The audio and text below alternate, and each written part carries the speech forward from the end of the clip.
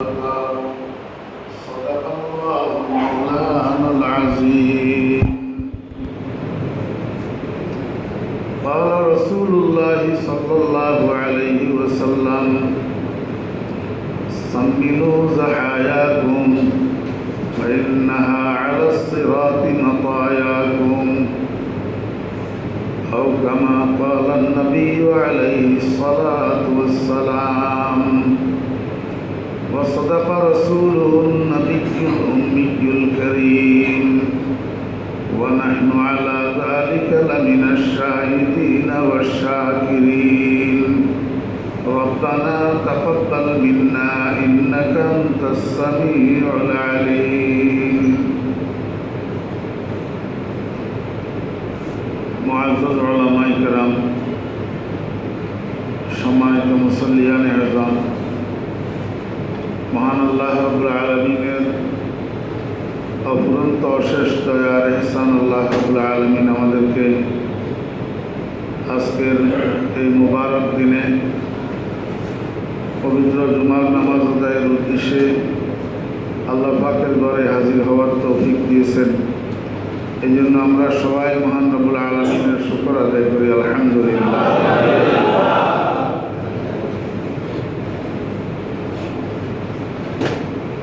আরবি বৎসরের গণনা অনুসারে বর্তমান যে মাস চলমান, এই মাসটার নাম হল জিলকাআদা। আজকে জিলকাআদা মাসের 26 তারিখ। আর অল্প কয়েকদিন পরে, 3 দিন অথবা 4 দিন পরে যে মাসটা আসতেছে, ওই মাসটার নাম হল জিলহজ্জা। আমরা যেটাকে জিলহজ মাস হিসাবে জানি। এই জিলহজ মাসটা পৃথিবীর ইতিহাসের একটা ঐতিহাসিক মাস। এই মাসের মধ্যে ইসলামের মৌলিক যে 5টি স্তম্ভ, আরকানে ইসলাম, ইসলামের রোকন, ইসলামের খুঁটি, ইসলামের বেনা যে 5টি, তার মধ্যে একটা বেনার নাম হল হজ। ঈমান, নামাজ, যাকাত, হজ, রোজা। এই 5টি বেনার মধ্যে হজ যেই বেনাটা, এটা পালিত হয় জিলহজ মাসের মধ্যে। নামাজ সারা বৎসর পালিত হয়, যাকাত সারা বৎসর পালিত হয়, রোজা বৎসরে 1 মাস রমজান মাসে পালিত হয়, ফরজ রোজা। আর হজ, ফরজ বলেন আর নফল বলেন, এটা বৎসরে 1 বার পালিত হয় এবং সারা জীবনে 1 বার পালিত হয়। প্রত্যেক মানুষের জন্য গোটা জীবনের ভিতরে 1 বার হজ করা ফরজ। নফল বারবার করা যায়, প্রতি বছর করা যায়, কিন্তু ফরজ হজ জীবনে 1 বার। আর ওইটাও যখন তখন আদায় করা যায় না, এটা জিলহজ মাসের মধ্যে আদায় করতে হয়। এই হজ নামের ইসলামের যে রোকনটা, এইটার 3টা ফরজ। হজের মধ্যে কয় ফরজ? 3 ফরজ। 1 নম্বর ফরজ হইল, বলেন, হজযাত্রীরা আছেন না, 1 নম্বর ফরজ কি? এহরাম। 1 নম্বর ফরজ এহরাম। এই এহরাম বাঁধার জন্য আপনাকে একটা দোয়া জানতে হবে, যে দোয়াটার নাম তালবিয়া। যে দোয়াটার নাম কি? এটাকে যারা হজযাত্রী আছেন, হজে গমন ইচ্ছুক আছেন, অবশ্যই তালবিয়াটাকে সুন্দর করে শুদ্ধ করে মুখস্থ করে নেবেন। এটা কিন্তু হজের প্রাণ, এটা হজের প্রাণ। লব্বাইক আল্লাহুম্মা লব্বাইক, লব্বাইক লা শারীকা লাক লব্বাইক, ইন্নাল হামদা ওয়ান নি'মাতা লাকা ওয়াল মুলক লা শারীকা লাক। এটাকে সুন্দর করে শুদ্ধ করে মুখস্থ করে নেবেন, যাতে এটার মধ্যে অশুদ্ধতা না থাকে। 2 নম্বরে হজের ফরজ হইল ওকুফে আরাফা, ওকুফে আরাফা। 3 নম্বরে হজের ফরজ হইল তাওয়াফে জিয়ারত। ওকুফে আরাফা আদায় হয় জিলহজ মাসের 9 তারিখে। জিলহজ মাসের 9 তারিখে। কোন দেশের 9 তারিখ? সৌদি আরবের 9 তারিখ। বাংলাদেশের 9 তারিখে না, জাপানের 9 তারিখে না, আমেরিকার 9 তারিখে না। যেই দেশের আমল সেই দেশের সময়, মনে রাখবেন। বলেন, যেই দেশের আমল সেই দেশের সময়। সবাই বলেন, যেই দেশের আমল সেই দেশের সময়। কেমনে? আপনারা এখন জুমার নামাজ পড়ার জন্য আসছেন, এখানে জুমার নামাজ হবে 1টায়। কয়টায়? জানা থাকলে বলেন তো, এখন সৌদি আরবে কয়টায়?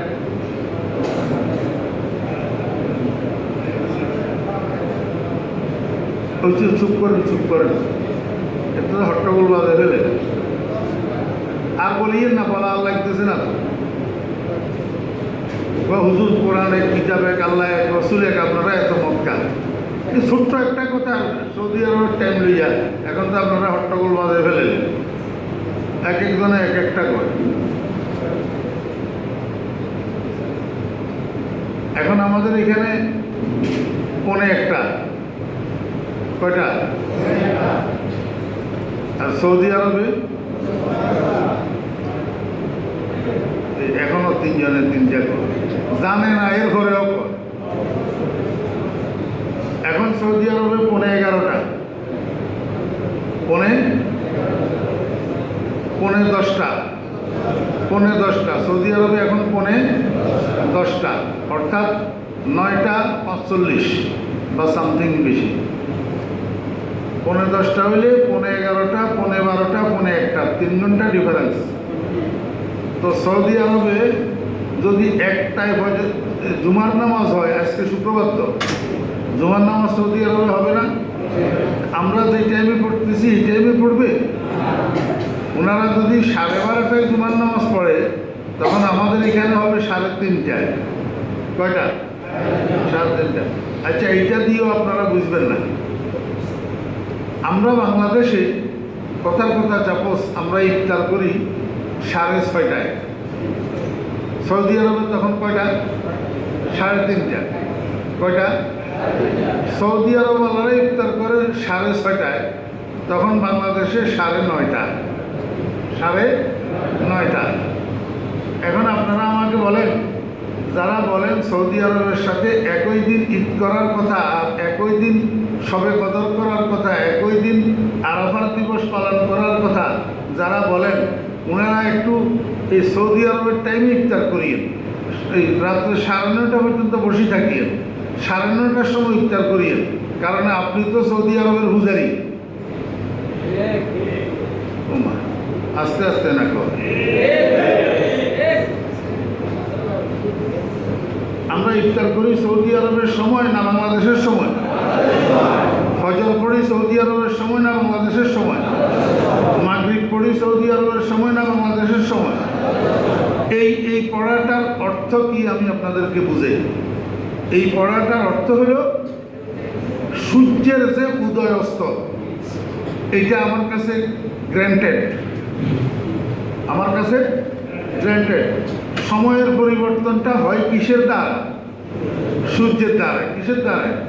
সূর্যের দ্বারা। সূর্য বাংলাদেশের 3 ঘন্টা আগে উদয় হয়, সৌদি আরবের 3 ঘন্টা পরে উদয় হয়। এই জন্য নামাজের টাইমগুলোর মধ্যেও বেশ কম ইফতারের টাইমেও বেশ কম, সাহেরের টাইমেও বেশ কম। তাহলে সূর্যের উদয় অস্তের যে বেশ কম, এটা আমার কাছে গ্র্যান্টেড বিদায়িত। আমি নামাজের টাইম আমার দেশের সময় মতো আদায় করি, সৌদি আরবওয়ালারাও সৌদি আরবওয়ালাদের সময় মতো কি করে আদায় করে। যদি সূর্যের উদয় অস্তের পরিবর্তন আপনার কাছে গ্রহণযোগ্য হইতে পারে এবং তার প্রমাণ হলেও আপনি নামাজের সময় আপনার দেশের উদয় অনুসারে পড়েন, সৌদি আরবওয়ালারাও সৌদি আরবওয়ালাদের উদয় অনুসারে পড়ে, এক টাইমে পড়া হয় না। তো যদি সূর্যেরটা আপনার কাছে গ্রহণযোগ্য হয়, চন্দ্রেরটা কেন গ্রহণযোগ্য হবে না? এই শবে কদর, ঈদের দিন, ইয়মে আরাফা, এগুলা এক এক দেশে এক এক দিন পরিবর্তন হয় চন্দ্রের উদয় অস্তের পরিবর্তনের কারণে। বুঝেন নাই মনে হয়? সৌদি আরব চাঁদ আমাদের সাথে একসাথে উদয় হয় না একদিন আগে? আমাদের একদিন, আমাদের উদয় হয় একদিন পরে। জাপানের চাঁদ আমাদের সাথে একসাথে উদয় হয় না একদিন? এই মতবিরোধীগুলো। ও ভাই, সূর্যেরটা পূর্ব দিক থেকে ধরবেন, চন্দ্রেরটা ধরবেন পশ্চিম দিক থেকে। অতএব জাপান চন্দ্র উদয় হয় আমাদের একদিন পরে, আমাদের একদিন পরে। তাহলে আমি সূর্যেরটা যদি উদয় অস্তের পরিবর্তন যদি গ্রহণ করতে পারি, চন্দ্রেরটা কেন গ্রহণ করতে পারবো না? সূর্যের উদয় অস্তের পরিবর্তন গ্রহণ করেই তো আমি নামাজের টাইম পরিবর্তন করি। এখন চন্দ্রের উদয় অস্ত পরিবর্তন করি, আমি শবে কদরের টাইমও পরিবর্তন করি। বুঝেন নাই কথা? অতএব সৌদি আরবের তারিখে আমি ইয়মে আরাফা করব। সৌদি আরবওয়ালারা যেদিন আরাফার দিবস পালন করতেছে, আরাফার ময়দানে অবস্থান করতেছে, হজ করতেছে, আপনি সেই দিন এখানে আরাফার রোজা রাখলে হবে না। আপনি সেই দিন এখানে আরাফার রোজা রাখলে হবে না। ওরে ভাই, টাইমের সাথে কি আসে আর যায়? আমি তো পূজা করতেছি আল্লাহ, পূজা করতেছি কার? 24 ঘন্টা সময়ের ভিতরে 1 মিনিট সময়ও নাই যে সময়ের মধ্যে বিশ্বের কোথাও না কোথাও আজান হইতেছে। আজান হইতেছে না এরকম 1 মিনিট টাইমও নাই। একেবারে 24 ঘন্টার 24 ঘন্টা আপনি 60 দিয়া পূরণ করেন, 24কে 60 দিয়া পূরণ করে যত মিনিট হয়, প্রত্যেক মিনিটে মিনিটে বিশ্বের কোথাও না কোথাও নামাজের আজান চলতেছে, নামাজের জামাত হইতেছে কোথাও না কোথাও, মিনিটে মিনিটে। তাহলে এই সময়ের পরিবর্তনে পরিবর্তিত নামাজগুলোকে আল্লাহ কবুল করে না? তো তাহলে দিনের পরিবর্তনে পরিবর্তিত শবে কদরগুলো কেন কবুল করবে না? ইয়মে আরাফাগুলো কেন কবুল করবে না? আপনি কেন মানুষের মধ্যে বিভ্রান্তি সৃষ্টি করি আপনি সৌদি আরবের আরাফাত দিবসে রোজা রাখতে যান? রোজা তো আমাদের আরাফাত দিবসে রোজা হবে। ওইখানকার জিলহজের 9 তারিখ ওইখানকার আরাফার রোজা, এখানকার জিলহজের 9 তারিখ এখানকার আরাফার রোজা।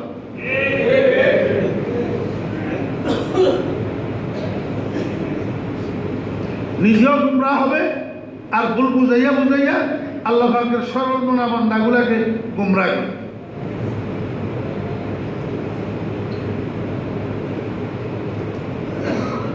ইসলামের ইতিহাসের একটা ঐতিহাসিক দিবস আরাফাত দিবস। শুধু ইসলামের ইতিহাস না, বরং মানবতার ইতিহাসের একটা ঐতিহাসিক দিবস আরাফাত দিবস, বরং বিশ্বের ইতিহাসে একটা ঐতিহাসিক দিবস আরাফাত দিবস। হযরতে আদম আলাইহিস সালাম এবং হাওয়া আলাইহিস সালাম, আমাদের আদি পিতা এবং আদি মাতা, দুজন বেহেশতে ছিলেন। আপনারা জানেন, বেহেশত থেকে আল্লাহ পাক ওনাদেরকে দুনিয়াতে পাঠাইছেন। কোথায় পাঠাইছেন? দুনিয়াতে পাঠাইছেন। এগুলো আল্লাহ পাকের সিদ্ধান্ত। আগে বাকি পরবর্তী যা কিছু সব পরীক্ষামূলক কার্যক্রম। এখানে আদম আলাইহিস সালাম ভুল করছে, আদম আলাইহিস সালাম গুনাহ করছে, এই সমস্ত বেয়াদ্দমানা কথাবার্তা বলা ঠিক না। যারা বেয়াদ্দবেরা এই সমস্ত কথা বলে, আদম আলাইহিস সালাম ভুল করছে, আদম আলাইহিস সালাম গুনাহ করছে, এগুলো আল্লাহ পাকের পূর্ব সিদ্ধান্ত। তিরমিজি শরীফের মধ্যে হাদিস এসেছে, মুসা আলাইহিস সালাম আর আদম আলাইহিস সালাম বাপ বেটা দুজনে ঝগড়া লাগছে রুহু জগতে, আলমে আরওয়াতে আসমানে। হ্যাঁ, মুসা আলাইহিস সালামকে আব্বা সব ভেজাল তো আপনিই বাজাইলেন। আপনি গুন্দুম খাইতে গেলেন কেন? আপনি যদি গুন্দুম না খাইতেন তাহলে তো আমরা এখন দুনিয়ার মধ্যে আসি এত কষ্ট করা লাগতো না, আমরা জান্নাতের মধ্যেই দেখতে পারতাম। আপনার কারণেই তো এখন কষ্ট হইতেছে।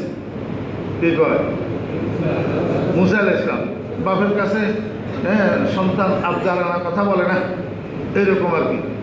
তো আদম আলাইহিস সালাম কয় মুসা, দোষটা তো আমার কাঁধে উঠাই দিলে, সব আমার দোষ।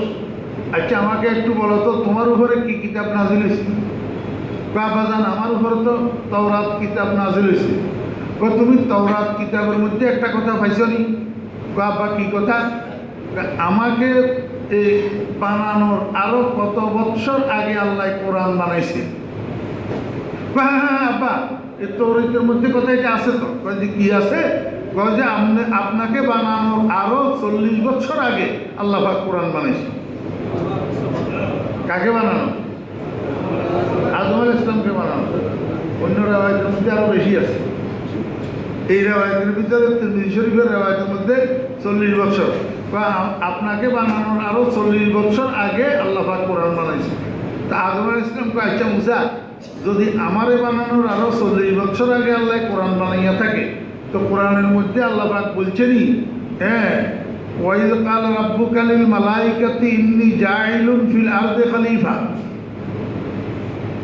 আমার বন্ধু মুহাম্মদ সাল্লাল্লাহু আলাইহি ওয়াসাল্লাম, আপনি ওই সময়টাকে স্মরণ করুন যখন আপনার রব ফেরেশতাদেরকে বলল যে হে ফেরেশতাগণ, আমি পৃথিবীর মধ্যে আমার একজন প্রতিনিধি বানাইতে চাই। আমার একজন প্রতিনিধি বানাইতে চাই। কোথায়? ফিল আরদ নাকি ফিল জান্নাত? জান্নাতের মধ্যে প্রতিনিধি বানাইব না পৃথিবীর মধ্যে প্রতিনিধি বানাইব? তা আদম আলাইহিস সালাম কয় আমাকে বানানোর আরো 40 বছর আগে আল্লাহ পাক কোরআন বানালে কোরআনের মধ্যে লিখে দিলেন আমাকে জমিনের জন্য বানাবেন। কিসের জন্য? জমিনের জন্য। তো আল্লাহ পাক আমাকে যেটার জন্য বানাইছে আমি সেইখানেই তো আসছি, এখানে আমার দোষটা কি? রাসূল আকরাম সাল্লাল্লাহু আলাইহি ওয়াসাল্লাম বলেন ফাহাজ্জা আদম মুসা। এই বিতর্কে হযরত আদম আলাইহিস সালাম মুসা আলাইহিস সালামের উপরে বিজয়ী হয়ে গেছে। মুসা আলাইহিস সালাম এই প্রশ্নের আর কোনো উত্তর দিতে পারে নাই। এখন রাসূল আকরাম সাল্লাল্লাহু আলাইহি ওয়াসাল্লাম বলেন যখন মুসা আলাইহিস সালাম আব্বাকে দোষী করল, আব্বা সঠিক উত্তর দিয়া বিজয়ী হয়ে গেলেন, কিন্তু আল্লাহ যখন দোষী করল তখন কেন আদম আলাইহিস সালাম এই উত্তর দিলেন না? বলে এটাই হলো আদব, এটাই হলো শিষ্টাচার। কোনো গুরুজন, কোনো শিক্ষক, কোনো মুরব্বী যদি ছোটদের দোষ ধরে সেখানে ছোটরা নির্দোষ হইলেও নির্দোষ সাব্যস্ত করতে যাওয়া ঠিক না, কারণ এর দ্বারাই মুরব্বী বেইজ্জত হয়। মুরব্বীরে বেইজ্জত না করি দোষটা নিজের গাড়ে নেওয়াই হলো শিষ্টাচার। ঠিক আদম আলাইহিস সালাম তখন এই শিষ্টাচার অবলম্বন করছেন, এই শিষ্টাচার পালন করছেন। বলছেন রব্বানা যালামনা আনফুসানা, আয় আল্লাহ আমি আমার নিজের উপর জুলুম করছি। ওয়া ইন লাম তাগফির লানা ওয়া তারহামনা, আপনি যদি আমাকে ক্ষমা না করেন আর দয়া না করেন, লানাকুনান্না মিনাল খাসিরিন, তবে আমি ক্ষতিগ্রস্ত হব। আল্লাহকে ফাস্তাজাবনা লাহু, আর আদম ঠিক আছে তোমারে মাফ করে দিলাম। তোমার কি করে দিলাম? এই যে আদম আলাইহিস সালামের আর হাওয়া আলাইহিস সালামের আল্লাহ পাক বেহেশত থেকে দুনিয়াতে পাঠাইছেন। দুজন স্বামী স্ত্রীরে একসাথে পাঠায় নাই, এক জায়গায় পাঠায় নাই। দুজনের দুই দেশে পাঠাইছে।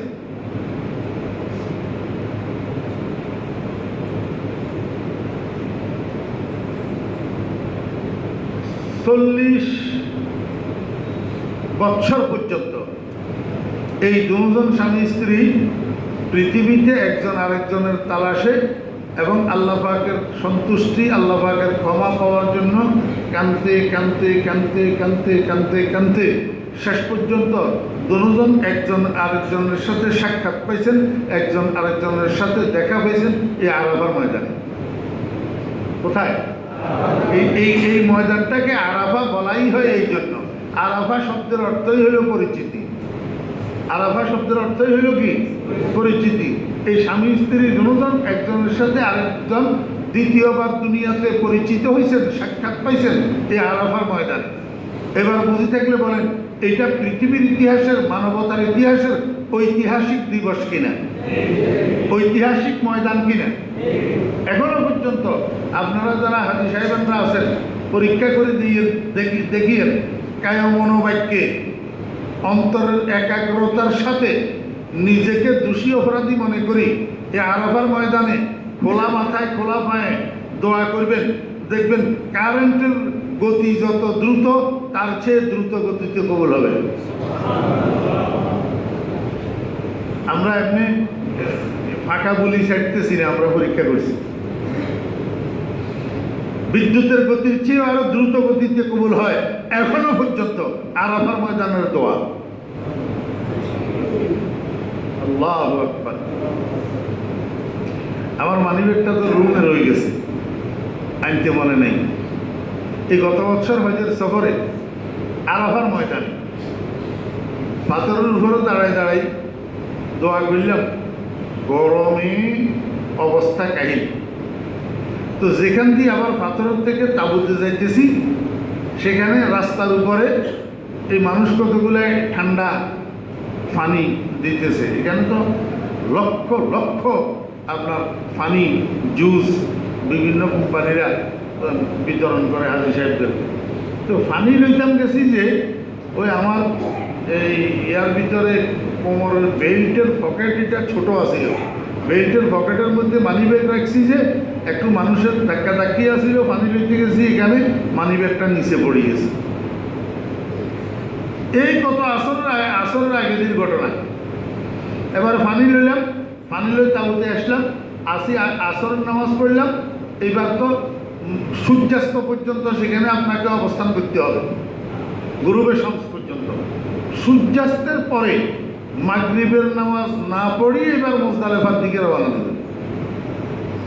কথা কি কইছি বুঝছেন? কোনো গ্রুপের মুআল্লিম যদি ঝামেলার কথা বলি, সূর্যাস্তের আগে আপনাদেরকে আরাফা ত্যাগ করতে বলে, গুণাক্ষরেও তার কথা মানবেন না। সূর্যাস্তের আগে রাস্তায় ঝামেলা, যাইতে দেরি হবে, ফলনা তলনা, এগুলো যদি বলি, সূর্যাস্তের আগে গাড়িতে উঠতে কয়, গাড়ি রওনা দিতে কয়, এই কথা মানবেন না। কারণ সূর্যাস্ত পর্যন্ত আরাফার ময়দানে অবস্থান করা ফরজ। সূর্যাস্তের পরে এবার মুজদালিফার দিকে রওনা দিবেন, গাড়িতে হোক পায়ে হাঁটি হোক, তবে মাগরিব পড়া ছাড়া, মাগরিব পড়া ছাড়া। আপনি যদি রাত্রের 2টায়ও যাইয়া মুজদালিফায় পৌঁছান, সেখানেও যাইয়া আগে মাগরিব পড়বেন, তারপরে এশা পড়বেন, 2 ওয়াক্ত নামাজ একসাথে পড়বেন, যত দেরি হোক। এটাই আল্লাহ পাকের হুকুম। এবার মাগরিব সূর্যাস্তের আগে হাজী সাহেবেরা গুছগাছ করতেছে মুজদালিফার দিকে রওনা হওয়ার জন্য সবাই। তা আমিও গুছগাছ করতেছি, আল্লাহর রহমতে দেখি আমার বেল্ট খালি, মানিব্যাগ নাই, মানিব্যাগ নাই। এখনো কিন্তু সূর্য ডুবে নেই, এখনো আরাফাত দিবস আছে না নাই? সাথে সাথে তাবুর ভিতরে হাত উঠাইলাম, মাওলাই করিম আমার মানিব্যাগ, আমার মানিব্যাগ তো গেছে। মাওলার কাছে দোয়া করলাম, আমার কাছে কোনো পেরেশানি নেই, কোনো টেনশন নেই। হ্যাঁ, সৌদি আরবের রিয়াল, তারপরে বাংলা টাকা, আরও আমার সবচেয়ে বড় জিনিস হলো ক্রেডিট কার্ড। এই ক্রেডিট কার্ডের ভিতরে মানে অ্যামাউন্টটা বলবো না, অনেকগুলো টাকা সেখানে এন্ডোজ করা ক্রেডিট কার্ডের ভিতর। আমি যত রাস্তায় যাই পকেটের টাকা নিয়ে যাই না, সেখানে বুথের থেকে টাকা উঠাই খরচ করি। ইন্টারন্যাশনালি আমার কার্ড রোমিং করা, এই কার্ডটা এটার ভিতর। সবচেয়ে মজার বিষয় হলো একটা ছোট্ট কাগজের মধ্যে ক্রেডিট কার্ডের নম্বরটা, যেটা এটারে আমি আরবি সংখ্যায় কাগজ একটার মধ্যে লিখি, মানিব্যাগের মধ্যে রাখছি, যাতে বাঙালিরা না বুঝে। আরবি সংখ্যা আছে না, 1 2 3 4 আরবিতে লিখে রাখছি আরবিতে রমজুল বেতাকা, রমজুল বেতাকা আমার কার্ডের গোপন কোড এবং সংখ্যা আরবিতে লিখে রাখছি। বাঙালিরা না বোঝার জন্য শেষ পর্যন্ত এইটা হারাইছে যাইয়া আরবে। এখন যে কোনো আরবির হাতে পড়লে হে সহজে এই আমার পিনকোড ডায়াল করি, এই বুথের থেকে সবগুলা টাকা একসাথে উঠে দিই। কি সুবিধা! চলে আসছি মাওলার কাছে বরিয়াত করি, চলে আসছি মুজদালেফায়, চলে আসছি মুজদালেফার থেকে 10 তারিখের কাজ সবগুলা সমাধান করি। যখন বাসায় আসলাম তওয়াফে জিয়ারত করি। এবার হোটেলের কাউন্টারে আমার জিজ্ঞাসা করে, হুজুর এই ছবিটা তো আপনার। আমি জি। যে এই ছবিটা একটা আরবি আমার কাছে পাঠাইছে এবং তার মোবাইল নাম্বার দিয়েছে, আপনার মানি ব্যাগটা সে পাইছে যে অমুক জায়গায় তার ঠিকানায় যাইয়া মানি ব্যাগটা আনতে দিচ্ছে। তা আমি আমার গ্রুপ লিডার যিনি, ওনার গাড়ি লই আরেকজনের সাথে লই গেছি সেই জায়গায়, যাইয়া হেরে দিছি ফোন করেছি, কয় শেখ তুই আসছো? আমি আসছি। কয় দাঁড়া আমি আসতেছি। মা করি গাড়ি একটা লই আইলো, গাড়ির থেকে নামি কয় এটা নিত ফতুরা। আমি হ আমার তো বলছে তোর টাকা পয়সা সব কিছু ঠিক আছে কিনা গণনা করি দেখ। আমি দচ্ছি হেরে জড়াই। আমি কে আল্লাহ এটা তুই কী করলি? তোর মতো আমানতদার তুই এটা পাইয়া আমার টেলিফোন করি আমার দিয়া দিতেছ, তুই বুঝি আমার টাকা ধরবি? আমি ভুল হয়ে মানি ব্যাগ খুলবো না, দেখবো না, নিয়ে চলে এসছি। এবার বুঝি দেখলে বলেন দোয়া কারেন্টের মতো কবুল হয়েছে না হয় নাই? আল্লাহ মাফ করছে কোনো বাঙালির হাতে যদি ঘটতো। হ্যাঁ, আছে আছে আছে। বাংলাদেশেও ইমানদার মানুষ আছে, আমানতদার মানুষ আছে। একবারে নিম্ন শ্রেণীর মানুষের মধ্যেও এখনো আমানতদার ইমানদার মানুষ আছে। রিক্সা ড্রাইভারের মধ্যেও আছে, ট্যাক্সি ড্রাইভারের মধ্যেও আছে ইমানদার আমানতদার মানুষ, সিএনজি ড্রাইভারের মধ্যেও আছে। যদি ইমানদার আমানতদার মানুষ না থাকতো তাহলে চন্দ্র ঠিকমতো ডিউটি করতো না, সূর্য ঠিকমতো ডিউটি করতো না, জমিনে ফসল দিত না, আসমানে পানি দিত না। এখনো ইমানদার আমানতদার মানুষ আছে, যাদের জন্য এই আল্লাহ পাকের সৃষ্টিগুলা ডিউটি করতেছে, আপনাদের খেদমত করতেছে। আপনারা তো মনে করতেছেন আপনারা আমরা চাটুকার, সুদখোর, ঘুষখোর, মদদি, জুয়ারি, আপনাদের জন্য এগুলা হইতেছে না, এগুলা হইতেছে ইমানদারদের জন্য। ইমানদারদের উসিলা, আমানতদারদের উসিলা, ইমানদারদের উসিলায় হইতেছে। ওই ইমানদার আমানতদারদের উসিলায় এই কাফাবাজ, ছুটকুর, ঘুষখোর, মা বাটপার, বস্তান সবাই খেয়ে যেতেছে। যেমন বিয়ে বাড়িতে বরের উসিলায় আর বরযাত্রীর উসিলায় কুকুরেও খায়। কুকুরে খায় না বিয়ে বাড়িতে? বরের উসিলায়, বরযাত্রীর উসিলায় বিদেশি বদলা কামলা এলাকায় কাজ করার জন্য এসছে, বিনা দাওয়াতে যাইয়া তারাও খায়। সবকিছু হইতেছে তো ইমানদারের উসিলায়, আমানতদারের উসিলায়, আল্লাহ পাকের নেক বান্দাদের উসিলায়, সৎ বান্দাদের উসিলায়। তাহলে দুনিয়াতে এগুলো আছে না নাই? যদি না থাকতো তাহলে দেশ ঠিক থাকতো না, ধ্বংস হইয়া যেত। ধ্বংস।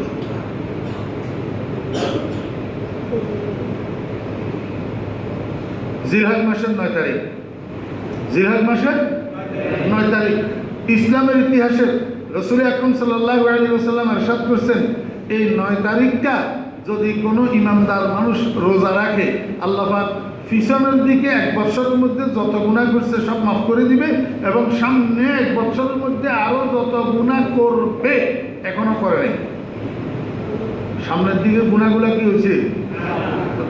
আল্লাহ হাবিব বলেন সামনের দিকে আরো 1 বছর যত গুনাহ করবে সেগুলো মাফ করে দিবে। আজকে আমি চুনি বাজারেরা, আজকে আমি চুনি বাজারেরা, কে বাইকে গোলমি খরি গোলজারেরা। কেমন মার্কেট, কেমন সদাই, কত সস্তা! আল্লাহু আকবার। ডিউটি কত কম, মজদুরি কত বেশি। একটা দিনের রোজা 2 বছরের গুনাহ নাই, পিছনের 1 বছর, সামনের 1 বছর, এখনো করে নাই গুনাহ। কথা কার?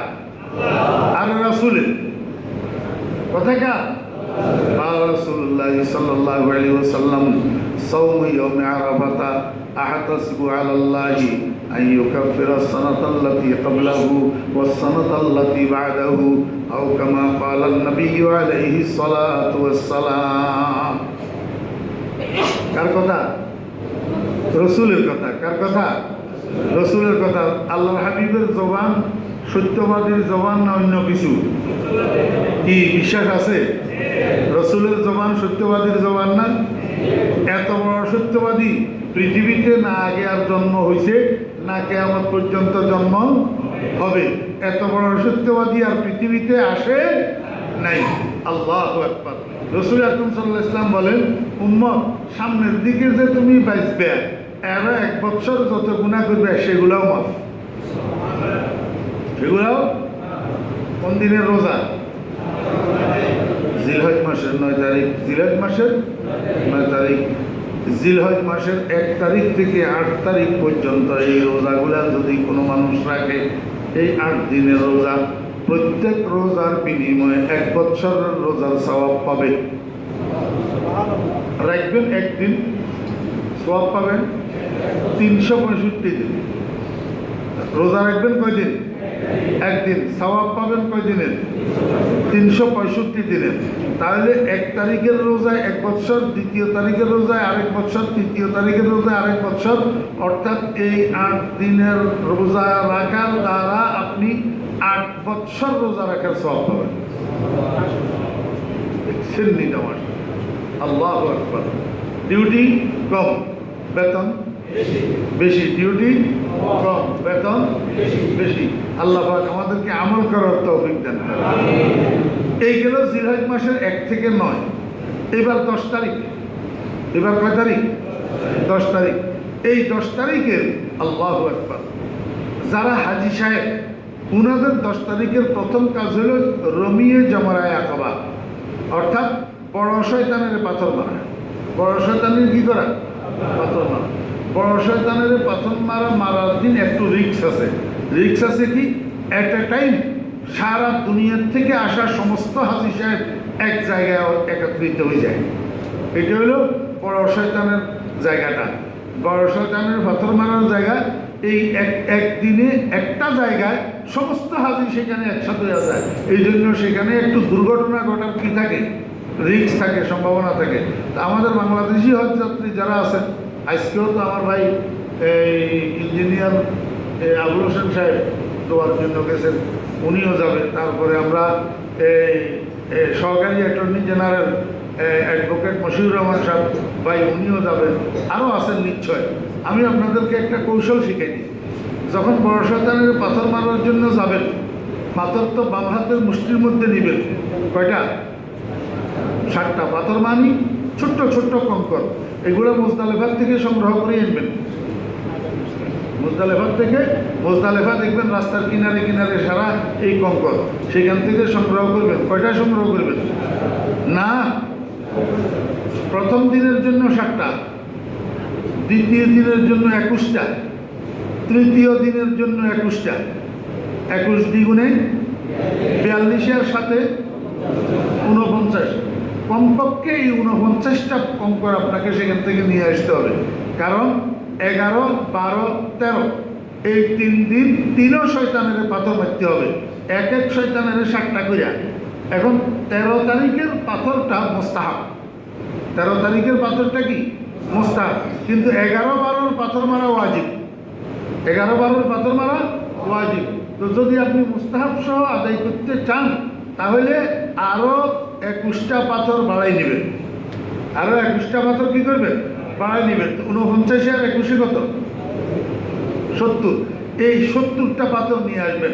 আর যদি শুধু 11, 12 পাথর মারি মিনার থেকে চলে আসেন, 13 তারিখে না থাকেন, তাহলে 49টা কঙ্কর আপনি একটা পলিথিনের মধ্যে লইয়া এগুলোর সুন্দর করে ধুই সংরক্ষণ করবেন। 10 তারিখে আসার সময় তাবুত থেকে 7টা কঙ্কর নিয়ে আসবেন, একটা পলিথিনে বা একটা কাগজের মধ্যে মোড়াইয়া এই এহরামের কাপড়ের মধ্যে নিয়ে নেবেন। এখানে আসি, পাথর মারার জায়গায় আসি, এই 7টা কঙ্কর বাম হাতের মুষ্টির মধ্যে নেবেন। নিয়ে এই যে ঢুকতেছেন, হ্যাঁ, বড় একটা ফিলার আছে দেখবেন, ফিলারের চতুর্দিকে বাউন্ডারি করা আছে। ফিলার আর বাউন্ডারির মাঝখানে একটা গ্যাপ আছে। এই গ্যাপের মধ্যে কঙ্কর এগুলা নিক্ষেপ করা লাগে। তো এমনি সোজা গেছেন না, দেখবেন এই সোজা যেখানে যাই গেছেন সেইখানে শুধু ভিড়, এই লক্ষ লক্ষ মানুষ সেখানে ভিড় করতেছে এই পাথর নিক্ষেপ করার জন্য। আপনি কি করবেন? আপনি সোজা যাবেন না, আপনি একটু ডাইনে মোড়াই সাইড কাটি, আপনি এই পিলারের অপোজিট সাইডে যাবেন, পিলারের অপোজিট সাইডে দেখবেন এদিকে দুনিয়ার সাফাসাফি, অপোজিট সাইড ফাঁকা, অপোজিট সাইড ফাঁকা। আপনি সাইড কাটি অপোজিট সাইডে যাইয়া পিছনের দিক দিয়া এবার নিরিবিলি আপনি শান্তভাবে পাথর নিক্ষেপ করেন, কোনো ধাক্কাধাক্কি নাই। এই কথাটা মনে রাখবেন, অতি আবেগী হইবেন না। আবেগে দিন ধর্ম চলে না, আকলে ধর্ম চলে, শরীয়তে ধর্ম চলে। হ্যাঁ, কেউ জুতা মারি দিতেছে, কেউ লাঠি মারি দিতেছে, হ্যাঁ, এগুলা কোনো আবেগ, এগুলা সুন্নত না। রাসূলুল্লাহ সাল্লাল্লাহু আলাইহি ওয়াসাল্লাম যেভাবে করছে ওইভাবে করা সুন্নত, রাসূলুল্লাহ সাল্লাল্লাহু আলাইহি ওয়াসাল্লাম যেভাবে করছে ওইভাবে করা ইবাদত। জুতা মারা, লাঠি মারা, অতি আবেগী হওয়া, এটার দ্বারা অ্যাক্সিডেন্ট ঘটে। এই জন্য আপনি সাইড কাটিয়ে অপোজিট সাইডে দিয়ে যাবেন, আল্লাহু আকবার বলি একটা কঙ্কর নিক্ষেপ করবেন, একটু সতর্কতার সাথে নিক্ষেপ করবেন যাতে মিস না হয়। একটা মিস হইলে তখন আবার কঙ্কর পাবেন কোথায়? যেগুলো নিচে পড়ে গেছে সেগুলা দিয়ে আমার মাইনে আদায় হবে না। 10 তারিখ, এই 10 তারিখের প্রথম কাজ শয়তানের পাথর মারা। কয় শয়তান? 1 শয়তান। শয়তানের পাথর মারার পরে দ্বিতীয় নম্বরের কাজ হলো কোরবানি। দ্বিতীয় নম্বরের কাজ হলো কি? কোরবানি। দেখেন, যারা হজ যাত্রী আছেন ওনাদের জন্য উকুফে আরাফা আছে, তাওয়াফে জিয়ারা আছে, সাই বাইনা সাফা ওয়াল মারওয়া আছে, রমিয়ে জামারাত আছে। কিন্তু আমরা যারা বাংলাদেশে রয়ে গেলাম, আমরা হজে যাইনি, আমাদের জন্য কি আছে? আমাদের জন্য ওই হাজী সাহেবদের কৃতকর্মের একটা অংশ কোরবানি আছে। হাজী সাহেবরা সেখানে হজে যাইয়া হজের কাজ হিসাবে কোরবানি করতেছে, আর আমরা এখানে থাকি, আমরা আল্লাহর ইবাদত হিসাবে কি করতেছি? কোরবানি করতেছি। তাহলে কোরবানিটাও হজের একটা অংশ, কোরবানিটাও হজের একটা কি? এখন একদিনে তো সব কথা বলা যায় না। আসলে এই হজ, এই কোরবানি, এই ইব্রাহিম আলাইহিস সালাম স্বপ্নে দেখা, ইব্রাহিম আলাইহিস সালামের ছেলেরে জবাই করা, জবাই করতে যাইয়া ছুরি বোঁতা হইয়া যাওয়া, হ্যাঁ, ছুরির তল থেকে এই ইব্রাহিম ইসমাইল আলাইহিস সালামকে সরাইয়া দুম্বা ঢুকাইয়া দেওয়া, এই যে যত এই কার্যক্রম, এই সমস্ত কার্যক্রমের মূল কারণ হলো একটা বিন্দু, সেই বিন্দুর নাম মুহাম্মদুর রাসূলুল্লাহ সাল্লাল্লাহু আলাইহি ওয়াসাল্লাম। মুহাম্মদুর রাসূলুল্লাহ সাল্লাল্লাহু আলাইহি ওয়াসাল্লামের অস্তিত্ব পৃথিবীর ইতিহাসের শুরু থেকে কারণ হিসাবে প্রযোজ্য। এই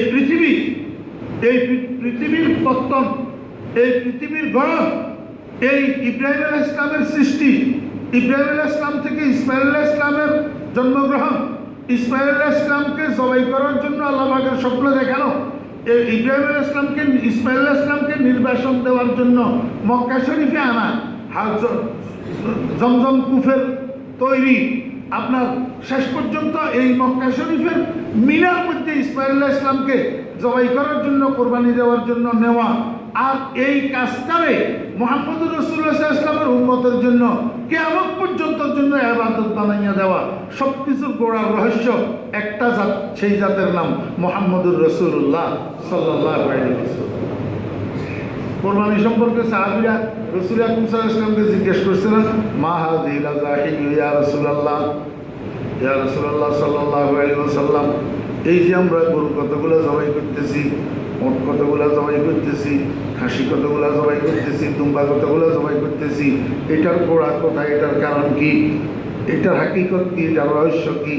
রাসূল আকরাম সাল্লাল্লাহু আলাইহি ওয়াসাল্লাম বলেন, হাযিহি সুন্নাতু আবিকুম ইব্রাহিম, এটা তোমাদেরও পিতা আমারও পিতা, তোমাদেরও পিতা আমারও পিতা, জন্মদাতা পিতা। জন্মদাতা পিতা নি না, এটা হলো ধর্মীয় পিতা। কি পিতা? ধর্মীয় পিতা। আমরা যে মুসলমান, আমাদেরকে মুসলমান করিয়া নামটা রাখছে ইব্রাহিম আলাইহিস সালাম। মুসলমান নাম এটা রাখছে কি? ইব্রাহিম আলাইহিস সালাম। সন্তান জন্ম গ্রহণ করলে সন্তানের সুন্দর একটা নাম নির্বাচন করা বাবার দায়িত্ব। কার দায়িত্ব? বাপের দায়িত্ব। তা আব্বা আমাদের জন্য সুন্দর একটা নাম নির্বাচন করছেন, হুয়া সাম্মাকুমুল মুসলিমিন। আমাদেরকে মুসলমান করি নাম রাখছে ইব্রাহিম আলাইহিস সালাম, যেহেতু উনি আমাদের ধর্মীয় জাতির পিতা, ধর্মীয় জাতির পিতা। আর আদম আলাইহিস সালাম হলেন আদি পিতা। আদম আলাইহিস সালাম হলেন কি? আদি পিতা। তো ইব্রাহিম আলাইহিস সালাম আমাদের ধর্মীয় জাতির পিতা। এটার সাথে কোনো মাটির, কোনো জায়গার, কোনো ভূখণ্ডের কোনো সম্পর্ক নাই। সারা দুনিয়ার যত মুসলমান, সমস্ত মুসলমানের ধর্মীয় জাতির পিতা হযরত ইব্রাহিম আলাইহিস সালাম। দেখেন, ইব্রাহিম আলাইহিস সালামকে আল্লাহ পাক স্বপ্নে দেখাইলেন ইসমাইল আলাইহিস সালামকে জবাই করার জন্য। তো ইসমাইল আলাইহিস সালামকে জবাই করার জন্য ইব্রাহিম আলাইহিস সালাম নিয়ে গেলেন কোথায়? মিনায়। নিয়ে গেলেন কোথায়? মিনায়। এখন শেষ পর্যন্ত এই কাজ, এইটারে আল্লাহ পাক রব্বুল আলামিন বন্ধুর উম্মতের জন্য কিয়ামত পর্যন্তর জন্য বাস্তবায়ন করার নির্দেশ করে দিলেন। যে আমার ইব্রাহিম প্রথম কোরবানির যে সূচনা করছিল, সন্তান কোরবানি দিতে যাইয়া শেষ পর্যন্ত দুম্বা কোরবানি দিল। আপনার উম্মতকে বলেন, যারা ধনী, যারা সামর্থ্যবান, যারা সচ্ছল, তারা যেন এই প্রথাটাকে প্রচলিত রাখে কিয়ামত পর্যন্ত, এবং এটা তাদের জন্য ইবাদত। কথা বুঝছেন না? বলেন। এখন তো অতি দরদি কতগুলো বাইরেছে। কি বাইরেছে? অতি দরদি বলছে এইভাবে নির্বিচারে একদিনে এতগুলা গরু, এতগুলা খাসি, এতগুলা ওট, এতগুলা মহিষ এইভাবে জবাই করে দেওয়া, এটা একটা প্রাণী হত্যার শামিল। কি হত্যার শামিল? প্রাণী হত্যার শামিল। এইগুলা করি করি নাকি মুসলমানদের হত্যা করার সাহস বাড়ি যায়। এখন যে তোরা এই পশ্চিমবঙ্গের মধ্যে মুসলমানদের উপরে যার পর নাই অত্যাচার করতেছে, এই জালেমের দল যার পর নাই অত্যাচার করতেছে, এমন অত্যাচার করতেছে মুসলমান পুরুষদের উপর, এমন অত্যাচার করতেছে মুসলমান নারীদের উপর, যেটা দেখলে শরীরের পশম দাঁড়িয়ে যায়। ইমানদার বরদাস্ত করতে পারবে না। এমন এমন নির্যাতন করতেছে মুসলমানদের উপর, মাদ্রাসার উপর, মসজিদের উপর। মুসলমানদের তোরা এখন ওই মানবাধিকারের দালালরা, ওই মানবাধিকারের চামচারা, ওই মানবাধিকারের মাস্টাররা, এখন তোরা কোথায়? এখন তোদের মুখে কোনো বলি নাই কেন? কেন? মুসলমানেরা কাশি একটা দিলে সেটা জঙ্গিবাদ হয়ে যায়, মুসলমানেরা কাশি একটা দিলে সেটা অন্যায় হয়ে যায়। এখন তোদের নজর কোথায়? এখন তোদের বাবা মোদিকে জিজ্ঞাসা কর, মুসলমানদের উপরে এই অত্যাচার কেন চলতেছে?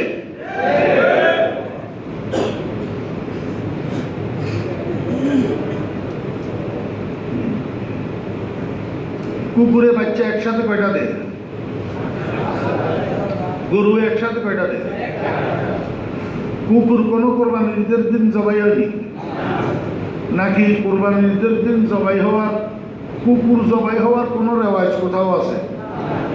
ফাটা জবাই হওয়ার রেওয়াজ আছে। ওই জালেমের গোষ্ঠী যারা কোরবানির ঈদের দিন গরু কোরবানি দেওয়ার বিরোধিতা করে, এরা আবার ফাটা জবাই করে। একদিনে লক্ষ লক্ষ ফাটা জবাই হয় একদিনে।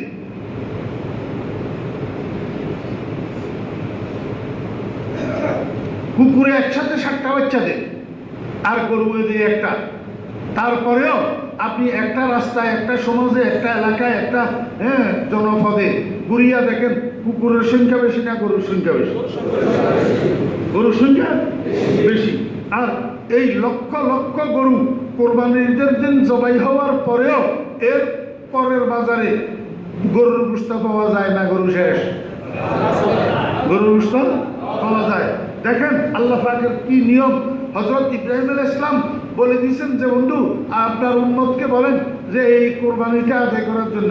এখন আল্লাহর রহমতে মুসলমানেরা স্বতঃস্ফূর্তভাবে লক্ষ লক্ষ টাকা খরচ করি কোরবানি দিতেছে গরু দিয়া। এরপরেও গরু কিন্তু কমে, গরু কমে না। কেন কমে না? বানায় কে? তোর সংরক্ষণ করে কে? তোর করে তো মায়া কান্না গরুর জন্য।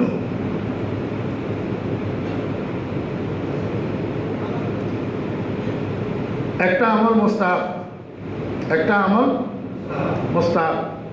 যেদিন জিলহজ মাসের চন্দ্র উদয় হবে।